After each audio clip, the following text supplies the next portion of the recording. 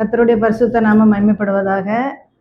ரூபவதியே ஊழியத்தின் மூலமும் arc TV மூலமும் இந்த தேவ வார்த்தை பகிர்ந்து கொள்ள தேவன் தந்த நல்ல வாய்ப்புக்காய் என் தேவாதி தேவனை நன்றியோடு ஸ்தோத்திரிக்கிறேன். கேட்கிற யாவருக்கும் இந்த ஆர்க் டிவி மூலம் இந்த மெசேஜை கேட்குறவங்களுக்கு என் கிறிஸ்மஸ் நல்வாழ்த்துக்களை அன்புடன் தெரிவித்துக் கொள்கிறேன். ஒரு விஷயம், ஆண்டவருடைய வார்த்தையை கேட்கறதுக்கு முன்பதாக கண்களை மூடி ஜெபித்து ஆரம்பிப்போமா? அன்பின் பரலோக பிதாவே, மெய் ஸ்தோத்தரிக்கிறோம், மெய் துதிக்கிறோம். அப்பா, பாலகனாய் பிறந்த இயேசு பாரில் வந்து பாவ மக்களின் பாவத்தை மீட்க வந்த தேவாதி தேவனே, மெய் ஸ்தோத்தரிக்கிறோம். இப்பொழுதும் நீர் எங்களுக்காக வந்தீர். பயப்படாதே என்று சொன்னீரையா. பயப்படாதே, கலங்காதே, திகையாதே. நான் உன் தேவன், நான் உன்னை பலப்படுத்தி உனக்கு சகாயம் பண்ணுவேன். என் நீதியின் வலது கரத்தினாலே உன்னை தாங்குவேன் என்று சொன்னி உம்முடைய வலது கரத்தினால் தாங்குகிற தேவனாய் உமக்கு நன்றி. பேசும் கேட்கட்டும், இயேசுவின் நாமத்தில் பிதாவே, ஆமென். இதனால நம்ம என்ன பார்க்க போறோம்னா, கிறிஸ்துமஸை கொண்டாட எல்லாரும் ஆயத்தமா இருக்கோம். வருஷம் வருஷம் டிசம்பர் 25ஆம் தேதி நம்ம கிறிஸ்து பிறப்பின் மகிழ்ச்சியை பகிர்ந்து கொள்வோம், அநேகருக்கு சொல்லுவோம். சரியா? கிறிஸ்தவங்களுக்கு ஒரு சந்தோஷமான ஒரு பண்டிகை நாள் கிறிஸ்துமஸ். கிறிஸ்துவின் பிறப்பு. இப்போ கிறிஸ்துவின் பிறப்பு நமக்கு எதுக்கு கிடைச்சிச்சு அப்படின்னா, நம்ம மீட்க வந்த தேவன், பாவத்தில் விழுந்த மனுக்குலத்தை மீட்க வந்த தேவன். இது எப்படி வந்தார் அப்படின்னு சொன்னா, கன்னிகையின் வயிற்றில் கர்த்தர் உருவானார். எப்படி உருவானார்? பரிசுத்த ஆவியினார். உன்னதமானவருடைய நிழல் உண்மையில் நிழலிடும், உன்னிடத்தில் பிறக்கும் பரிசுத்தம் உள்ளதுன்னு சொல்லி கர்த்தர் வந்தார். உடனே இது கன்னிகையாகிய மரியாள் இடத்துல சொல்லப்பட்ட வார்த்தை. உடனே தேவதூதன் வந்து சொல்றான். எப்படி சொல்றான்? இதோ நீ கர்ப்பவதியாகி ஒரு குமாரனை பெறுவாய், அவருக்கு இயேசு என்று பெயரிடுவார், அவர் பெரியவராயிருப்பார், அவர் உன்னதமானவருடைய குமாரன் எனப்படுவார்னு சொல்லி சிங்காசனத்தை அவருக்கு கொடுப்பார். உடனே யாக்கோபின் குடும்பத்தாரை என்றென்றைக்கும் அரசாளுவார், அவருடைய ராஜ்யத்துக்கு முடிவு இராது அப்படின்னு சொல்லி தேவனால் அனுப்பப்பட்ட ஒரு தூதன் மரியாள் இடத்துல வந்து பேசுறாரு. அப்போ மரியா என்ன சொல்றா? இது எப்படி ஆகும், நான் புருஷனே அறியேனே, உலக வழக்கத்தின்படி இது எனக்கு நடக்காதே, என்ன எப்படி நடக்கும் அப்படின்னு அவ சந்தேகத்தோட அவளுடைய ஆதங்கத்தை அவ சொல்றா. இது எப்படி நடக்கும், இது எப்படி ஆகும், நான் புருஷனை அறியனே, எனக்கு கிடையாது அப்படின்னு. தேவதூதன் அவளுக்கு சொல்ற, பரிசுத்த ஆவி உன்மேல் வரும், உன்னதமானவருடைய பலம் உன்மேல் நிழலிடும், ஆதலால் உன்னிடத்தில் பிறக்கும் குமாரன் பரிசுத்தம் உள்ளது. அப்போ அவர் சொல்றாரு, தேவனாலே கூடாத காரியம் ஒன்றுமே இராது. கர்த்தரால கூடாத காரியம் எதுவுமே இல்லை, எல்லாம் கூடும். மனுஷரால் கூடாதவைகள் தேவனால் கூடும். அப்போ அந்த பரிசுத்தாவி உண்மையில் வரும், உன்னதமானவருடைய பலம் உண்மையில நிழலிடும், அதனால உன்னிடத்துல பிறக்கிறது தேவகுமாரன். அப்போ உன் இனத்தாளாகிய எலிசபெத்து மலடியா இருக்கிறாளே, அவளுக்கு இது 6வது மாதம், தேவனால கூடாத காரியம் எதுவும் இல்லை அப்படின்னு அவட்ட ஒரு ஆளை காட்டி சொல்றாரு. யாரை காட்டி சொல்றாரு? எலிசபெத்தை. சகரியா எலிசபெத். அவன் வயசாயிற்று. அவன் தேவாலயத்துல பிரதான ஆசாரியனா பணிவிட செஞ்சிட்டு இருக்கான். அப்போ கர்த்தருடைய தூதன் சகரியாட்ட போய் சொல்றாரு, இதோ நீ ஒரு குமாரனை பெறுவா, அவரு மனைவியாகிய எலிசபெத்து, அவன் வயிற்றுல இருக்கும்போதே பரிசுத்தாவியினால நிரப்பப்பட்டிருப்பான், மலடியே அப்படின்னு சொன்னோடனே இவனுக்கு நான் கிழவனா இருக்கேனே சந்தேகப்பட்ட உடனே அவனுக்கு ஊமையாயிட்டான், வாயத்தை பேச முடியாத ஆயிட்டான். உடனே தேவாலயத்துக்குள்ளேருந்து வெளியே வரும்போது கண்டுபிடிச்சிட்டாங்க, இவன் என்னமோ தரிசனம் பார்த்துருக்குறான், அதனாலதான் இவனால என்ன செய்ய முடியல, பேச முடியல. செய்கை காட்டியே செய்கை தான் காட்டினான்னு சொல்லப்பட்டிருக்கு. அதுக்கு பிறகு மரியாள் வாரான், அவன் ஊழியத்தை நிறைவேற்றிட்டு வீட்டுக்கு வாரான். அவ கர்ப்பவதியாகி 6 மாசம் வெளிப்படாம, 5 மாசம் வெளிப்படலை, 6வது மாதம் தான் இந்த மரியாள்கிட்ட வந்த தூதன் சொல்றான், அவ 6 மாசமா இருக்கான். எலிசபெத்துக்கு இது மலடியா இருந்த எலிசபெத்துக்கு இது 6வது மாதம் அப்படின்னு சொல்லி தேவதூதன் சொல்றான். உடனே சரின்னு சொல்லி கடைசியில இந்த மரியாளுக்கும் ஆண்டவருடைய வார்த்தை வருது. அவங்க ஒருத்தருக்கு ஒருத்தர் இனத்தாள்னு போட்டிருக்கு, சொந்தக்காரங்கன்னு. உடனே எலிசபெத் என்ன செய்யறான்? இயேசுவின் தாயாரை போய் வாழ்த்த போறான். எப்படி வாழ்த்துறா? பரிசுத்தாவியினால நிறைஞ்சு மரியாளை வாழ்த்துறா. மரியாளும் வாழ்த்துறா. எலிசபெத் வயிற்றுல இந்த பிள்ளை களிப்பாய் துள்ளிட்டு, மகிழ்ச்சியில துள்ளிட்டுன்னு போட்டிருக்கு. அப்போ இன்னைக்கு கிறிஸ்துவின் பிறப்பை கொண்டாடுற நாம யாரெல்லாம் வாழ்த்துறோம்? பரிசுத்தாவினால நிறைஞ்சு நம்ம கோயில்ல இருந்து வாரோம், ஆராதனை முடிச்சுட்டு வாரோம், ஆராதனைக்கு போகும்போது யாரை வாழ்த்துறோம், வரும்போது யாரை வாழ்த்துறோம், ஒரு மகிழ்ச்சியை பகிர்ந்து கொள்றோமா? அதை வாழ்த்துறதும் முழு மனசோட, நல்ல வஞ்சகம் இல்லாத மனசோட வாழ்த்துறோமா? நான் வாழ்த்துறேன் அப்படின்னு சொல்லிட்டு உள்ள ஒன்றை வச்சு வெளியே ஒன்றை வச்சு சொல்றோமா? நம்ம ஆராய்ந்து பார்க்கணும். அடுத்தது பார்த்தா தேவதூதரும் வந்து வாழ்த்துறாங்க.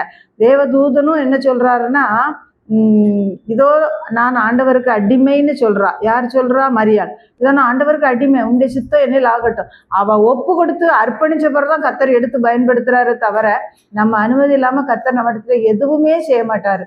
நீங்க வேதம் முழுசும் வாசித்து பாருங்க. எல்லாரையும் கத்தர் பயன்படுத்தினா நம்மளும் முதல்ல அர்ப்பணிக்கணும் ஆண்டோடைய கரத்துல. அப்படி அர்ப்பணிக்கும் போது கத்தர் பெரிய காரியத்தை செய்வார். நாம யாரையும் அவரு ஃபோர்ஸ் பண்ணி இழுக்கிறதுக்கு பலவந்தம் பண்ற தேவன் இல்லவே இல்லை. அப்போ இவளும் தன்னை அர்ப்பணிக்கா. உடனே மலைநாட்டுல ஒரு பட்டணத்துக்கு தீவிரமா போய், அவ எப்படி போனாலாம்?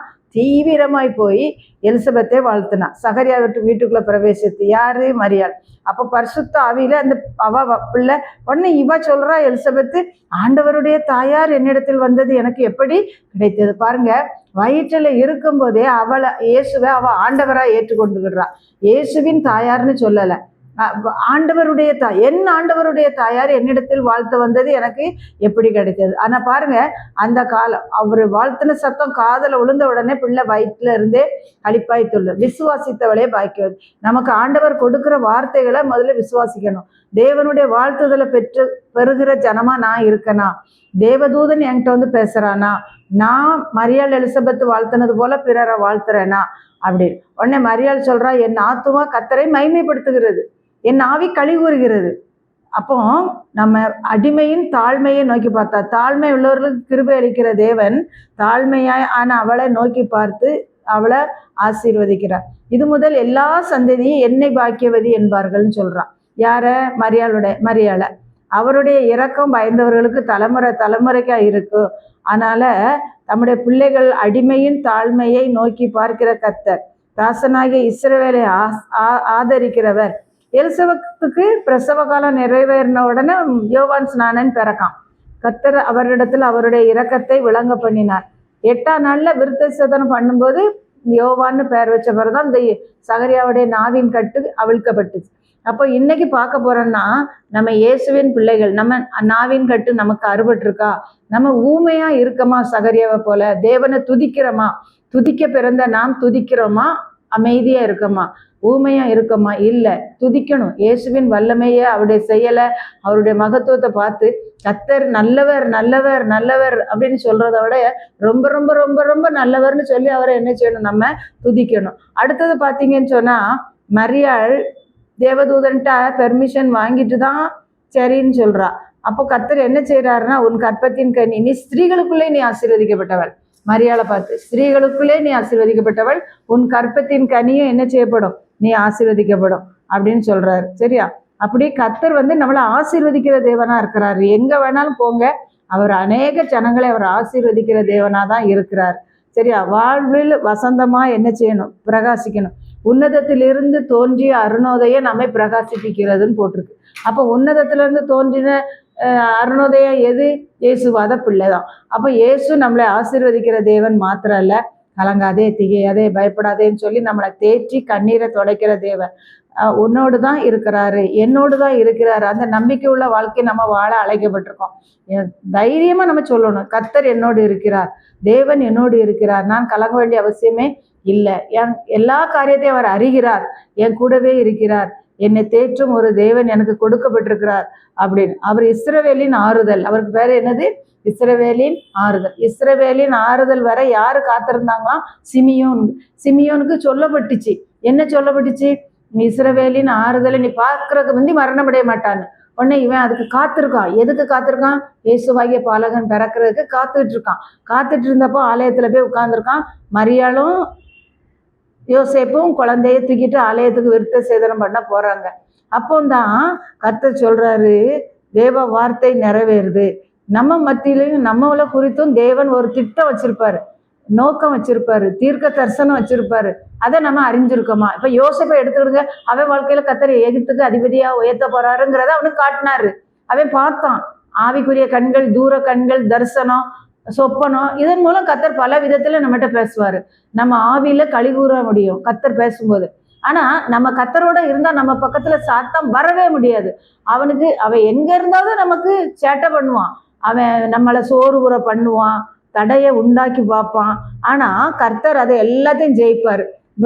வசனம் போட முடியலன்னா சரீரத்தை தாக்குவான், அல்லன்னா கரண்ட் இல்லாம போக பண்ணுவான், அல்லது அதுக்குரிய ஆயுதம் இல்லாம ஆக்குறான். அப்போ ஆனாலும் கர்த்தருடைய வார்த்தை வல்லமையா என்ன செய்யும் போகணும். அவர் புறப்பட பண்ணுவாரு. அவர் பயன்படுத்தன்னு திட்டம் வச்சுட்டாருன்னா யாரும் எதுவும் என்ன செய்ய முடியாது, தடையே பண்ண முடியாது. கர்த்தரை தடுப்பவன் யார்? அவர் கரத்தின் பலத்த செய்கைகளை விளங்க பண்ணுகிற தேவன். அவரை யாருமே என்னமும் செய்ய முடியாது. அப்போ நிறைவேறும்னு சொன்னா அது நிச்சயமா நிறைவேறும். சரியா? தேவ பாலனை தொழுது கொள்ள யாரெல்லாம் வந்தான்னு சொன்னா, முதல்ல மேய்ப்பர்கள் வந்தாங்க, சாஸ்திரிகள் வந்தாங்க, ஆயர்கள், அப்புறம் ஆடு மந்தை மேய்ப்பர்கள் வந்து மந்தை மேய்க்கிற தொழில். யாக்கோபுடைய சந்ததியார் என்னதான் செஞ்சாங்க? மந்தைகள் மேய்த்தாங்க. தாவீது என்னதான் பண்ண? ஆடுகளை தான் மேய்ச்சிக்கிட்டு இருந்தான். அதே மாதிரி கர்த்தர் ஆடு மேய்க்கிற மோசே என்ன செஞ்சான்? தன் மாமனுடைய ஆடுகளை மேய்த்தான். அப்ப ஆடுகள் மேல் கரிசனை உள்ள, ஆத்துமாக்கள் மேல் கரிசனை உள்ளவங்களதான் கர்த்தர் என்ன செய்யறாரு? தெரிந்து எடுக்கிறார். வசனம் சொல்லுது, கர்த்தர் தமக்கு பயந்தவர்களை, பக்தி உள்ளவனை கர்த்தர் தமக்காக தெரிந்து கொண்டார் என்று அறியுங்க. அப்போ பக்தி உள்ளவனுக்கு பக்தியை கொடுத்தது யாரு தான்? நம்ம அப்பா தான். அப்ப நம்ம பக்தியா இருக்கும்போது, பக்தி உள்ளவர்களா இருக்கும்போது கர்த்தர் நம்மளே தெரிந்து கொண்டு, எதுக்கு தெரிந்து கொள்ளுகிறார்? ஆடுகளை மேய்க்க. ஆடுகளை மேய்க்கிறவனை அரசனா மாத்துறதுக்கு. அப்போ கர்த்தர் படிப்படியா ஒரு ஜனத்தை உயர்த்தணும்னா அவங்க ஆண்டவருடைய சத்தத்துக்கும் சித்தத்துக்கும் தன்னை ஒப்பு கொடுத்து கேட்கும்போது, சாஸ்திரிகள் வராங்க, பாலனை பார்க்கணும்னு ஆர்வத்துல தூர கீழ் தேசத்துல இருந்து வராங்க. பொன் வெள்ளை போலம் தூப வர்க்கத்தெல்லாம் கொண்டு வந்து காணிக்கையா படைஞ்சு அவங்க பணிந்து தொழுது கொள்றாங்க. ரட்சிப்பின் பாத்திரத்தை கையில எடுத்து நம்ம என்ன செய்யணும்? கர்த்தரை தொழுது கொள்ளணும்னு போட்டிருக்காரு. தாவீது சொல்றாரு. அப்போ தாவீதும் ஆடுதான் மேய்ச்சான், யாக்கோபுடைய சந்ததி பிள்ளைகளும் ஆடுகளை தான் மேய்ச்சாங்க. அப்போ மந்தை மேய்ப்பர்களுக்கு தான் முதல்ல ஆண்டவர். மந்தை மேய்ப்பர்கள் எங்க இருக்காங்க? காட்டுல. ஆடுகள் பக்கத்துல படுத்திருக்காங்க. ஆட்டுக்கு எந்த சேதமும் வரக்கூடாது, குளிர்லையும் பனிலையும் கிடப்பாங்க. ஆமா, அவங்கள கர்த்தர் வந்து பார்க்காரு. உடனே இவங்க தீவிரமா புறப்பட்டு போறாங்களாம். யாரு? பாலனை பார்க்க. பாலனுக்கு சத்திரத்துக்காரே இடம் கொடுக்கல. முன்னணி பாலனுக்கு சத்திரத்துல இடம் இல்லைன்ட்டாங்க. உடனே சத்திரம் இடம் இல்லைன்னா வேற இடம் எங்க இருக்கு? கிடைச்சிச்சு. எங்க? மாட்டு தொழுவோம். அவர் முன்னணியில கந்தை துணியில பொதிந்து வராய். அவரை ஏற்றுக்கொள்ற மக்களுக்கு அவர் நல்லவர். ஏற்றுக்கொள்ளல சத்திரக்காரன், அவனுக்கு அந்த ஆசீர்வாதம் இல்லை. அவ்வளவுதான். நீங்க இன்னைக்கு மேய்ப்பர்களா இருக்கமா, சத்திரக்காரனா இருக்கமா, கிறிஸ்துவுக்கு இடம் கொடுக்குமா, நம்ம வாழ்க்கையில இடம் இருக்கா, நம்ம உடம்புல கர்த்தருடைய செயல், ஆண்டவரே விருப்பத்துக்கு என்ன விட்டு கொடுக்குறேன், நான் உமக்கு அடிமைன்னு சொல்றோமா? எப்படி வாழ்றோம்? இல்லை நான் என் இஷ்டத்துக்கு தான் நான் வாழ்வேன், எனக்கு யாருமே தேவை கிடையாது, என் படிப்பு இருக்கு, என் செல்வம் இருக்கு, என் அறிவு இருக்கு, நான் பழச்சிக்கிடுவேன். இல்லை ஒன்றும் உதவாது. கர்த்தருடைய கிருபை நம்மளை தாங்கலைன்னா நம்மளால ஒரு அடி எடுத்து வைக்க முடியாது. அதை நம்ம நினைச்சுக்கிடணும். அடுத்தது பார்த்தீங்கன்னு சொன்னா, மேய்ப்பர்களுக்கு பிறகு சாஸ்திரிகள் போய் அவங்கள வணங்குறாங்க. இவங்களுக்கு பாதை தெரியாது. ஆனா பாதை காட்டுறதுக்கு என்னத்தை கர்த்தர் ஏற்படுத்தினாரு? நட்சத்திரத்தை. எதை கொடுத்தாரு? நட்சத்திரம். அந்த நட்சத்திரம் பிள்ளை இருந்த ஸ்தலம் வரைக்கும் தப்பு இல்லாம கரெக்டா போய் வழிகாட்டுச்சு. ஆனா இப்ப பாருங்க, ஏரோது கலங்குறான்.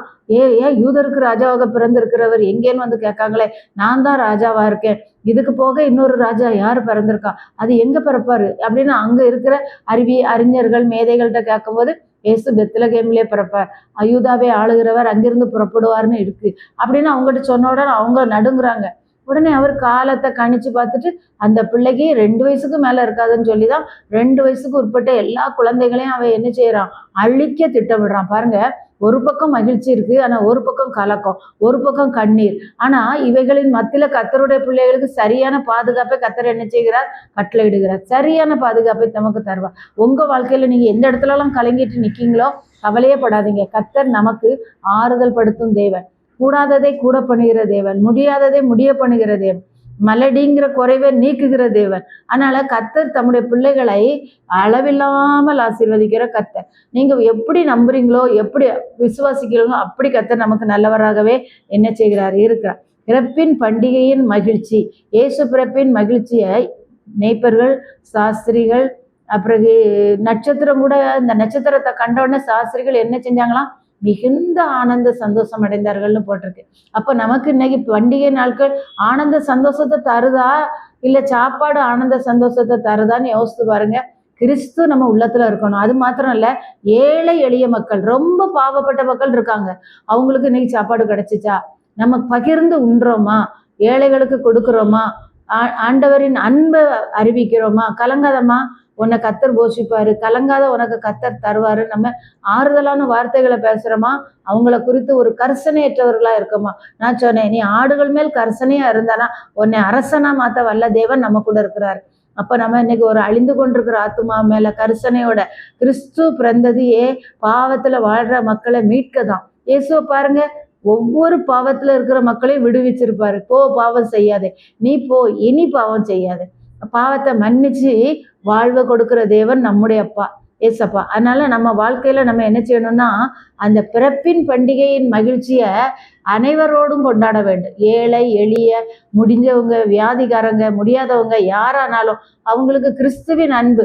அவரு நம்முடைய மெய்யாகவே இயேசு நம்முடைய பாடுகளை ஏற்றுக்கொண்டு நம்முடைய துக்கங்களை சுமந்தார், நமக்கு சமாதானத்தை உண்டு பண்ணும் ஆக்கினை ஏற்றார், வியாதியை மாற்ற வந்தார், அவருடைய கழும்புகளால் குணமானோம், அவருடைய காயங்களால் நாம் குணமானோம் சொல்லி ஆண்டவர் அன்பை மகத்துவத்தை சொல்லி கொண்டாடணும். அதான் அந்த பக்தன் ஒருத்தர் பாடுறாரு, வாரும் நாம் எல்லோரும் கூடி மகிழ் கொண்டாடுவோம், சற்றும் மாசில்லா நம் இயேசு பலனை வாழ்த்தி பாடுவோம், மகிழ் கொண்டாடுவோம், மகிழ் கொண்டாடுவோம். தாரகமற்ற ஏழைகள் தழைக்க நாயனார், இந்த தாரணியிலே மனோடவ தாரமாயினார், மகிழ் கொண்டாடுவோம், மகிழ் கொண்டாடுவோம். மாபதவியை இழந்து வறியரான நாம் அங்கே மாட்சி ஊற வேண்டியே அவன் தாழ்ச்சி ஆயினார், மகிழ் கொண்டாடுவோம், மகிழ் கொண்டாடுவோம். ஞாலமதில் அவர் கீழ நண்பர் யாருளர், பாரும் நம் உயிரை மீட்கவே அவர் தம் உயிர் விட்டார், மாறும் நாம் எல்லோரும் கூடி மகிழ் கொண்டாடுவோம். மா கொடிய சாவதி வலிமை நீக்கியே இந்த மண்டலத்தினின்றுயிர்த்தவர் விண்டலம் சென்றார், மகிழ் கொண்டாடுவோம், மகிழ் கொண்டாடுவோம். பாவிகட்காய் பரனிடம் பரிந்து பேசியே வரும் பட்சம் வைத்துரும் தொழும் மறை ரட்சை செய்கிறார், மகிழ் கொண்டாடுவோம், மகிழ் கொண்டாடுவோம். விண்ணுலகிலும் மண்ணுலகிலும் நம்ம அப்பா இயேசுதான் ராஜா. அதனால நம்ம என்ன செய்யணும்னா, அவர் எதுக்கு வந்திருக்கிறாரு? பாவிகளுக்காய் பரனிடம் பரிந்து பேசி நம்ம மோட்சலோகம் சேர்க்க. விண்ணுலகத்துக்கும் அவர் தான் தந்தை, மண்ணுலகத்துக்கும் அவர் தான் தந்தை, பிதா.